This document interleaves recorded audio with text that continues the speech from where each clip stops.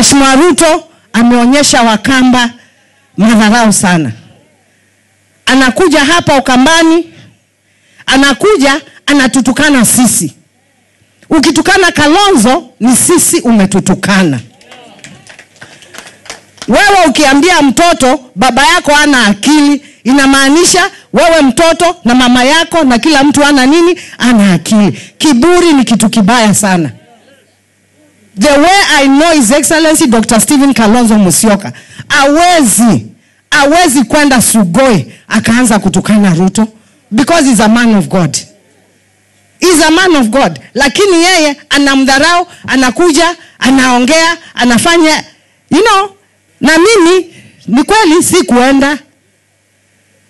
Alikuja ako kwangu leo, mimi sijaenda.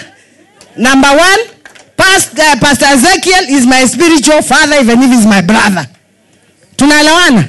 Na hii hapa Pastor Ezekiel, I could not exchange it with anything. Nitaenda, mtu anatukana baba yangu, nitaenda kukaa na yeye tukiongea nini? You know, wanaona Kalonzo ni mpole, Kalonzo ana maneno, he's a diplomat, wanamchukua tu hivi.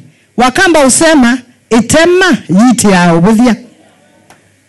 The liver chokes because it is very light. You can eat it very quickly, thinking that it's a very soft meat, it cannot choke you. But I just want to tell him, huyu unacheza na yeye ndio atakuja kukumalizia maneno. Na sisi we pray to a God who is alive.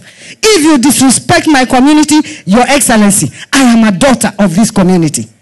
I am a daughter of this community.